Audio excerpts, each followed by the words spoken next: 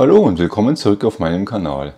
Heute wollen wir einen Blick auf den Vergleichsmodus im X-Verweis werfen und wie er das Potenzial des X-Verweises nochmal erhöht für dich und wie du ihn natürlich logischerweise dann für dich in der Praxis anwenden kannst.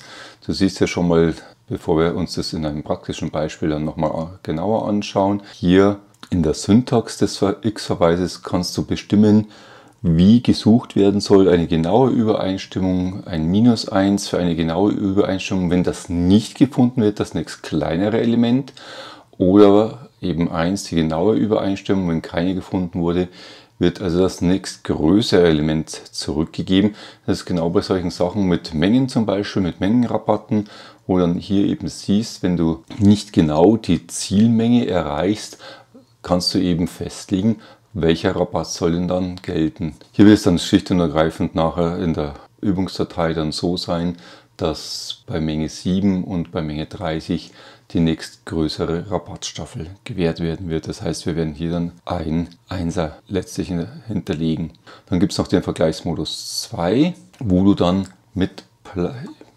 bei dem du dann mit Platzhaltern arbeiten kannst. Da wollen wir auch einen kurzen Blick mal drauf schmeißen. Fragezeichen, Sternchen und Tilde. Das kennst du, denke ich, zum Großteil schon. Fragezeichen für ein beliebiges Zeichen, Sternchen für eine beliebige Anzahl von Zeichen und eine Zeichenfolge mit Tilde findet dann eben diese Zeichenfolge. Schauen wir uns das Ganze in einem konkreten Beispiel an. In der Umsetzung gehen wir hier also entsprechend rein, starten hier also rein mit einem X-Verweis. Suchkriterium ist hier die Menge. Die Suchmatrix ist dann hier, dieser Mengenbereich, und die Rückgabematrix ist dann eben der zu zahlende Preis. Und dann kommt eben hier jetzt auch mal was Entscheidendes, wenn du das zum Beispiel wenn nicht gefunden, kannst du ja hinterlegen, was soll da passieren. Wenn ich das gar nicht brauche, gehe ich hier dann mit einem Strichpunkt einfach drüber hinweg. Und jetzt kannst du hier praktisch diesen Platzhalter belegen, eben 0 exakte Übereinstimmung, -1, 1 und Platzhalterübereinstimmung. Das heißt, wir gehen hier also auf den Einser und bestätigen das Ganze mit der Enter-Taste. Bevor wir diese Formel nach unten kopieren können, müssen wir hier nochmal mit F4 die Zellkoordinaten fixieren. Dann können wir das Ganze auch schon runter kopieren und erhalten hier das gewünschte Ergebnis bei Menge 30, 50. Werfen wir noch einen Blick auf die Platzhaltersuche. Hier gibst du praktisch beim Suchkriterium deine Platzhalter schon vor, startest wieder mit einem X-Verweis und willst jetzt hier eben einen Verkäufer, der mit M beginnt und mit ER am Schluss endet. Und was du hier eben auch, ganz wichtig, du gibst 2 Fragezeichen vor, weil du hast ja hier in deinem Namensbereich einen Meier und einen Müller.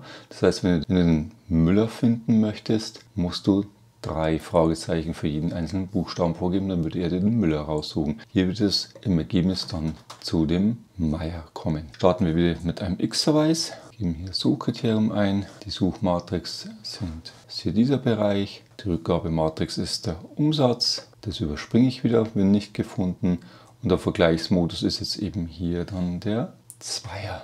Hier schließen wir das Ganze noch mit einer Klammer, bestätigen das Ganze und kriegen hier dann eben im Ergebnis den Meier zurück mit 11.684 € Umsatz. Du siehst also hier, der Vergleichsmodus erweitert nochmal deine Möglichkeiten, mit dem X-Verweis zum Arbeiten genau zu suchen bzw. festzulegen, was passiert, wenn dieser Wert nicht gefunden ist, soll der nächst kleinere, nächst höhere gefunden werden, oder die Platzhaltersuche, die dir dann nochmal neue Möglichkeiten eröffnet. Ich wünsche dir jetzt viel Erfolg beim Umsetzen dieses kleinen Tutorials. Wenn es dir gefallen hat, hinterlasse einen Daumen hoch oder abonniere meinen Kanal. Gerne kannst du den Link in deinem Netzwerk teilen.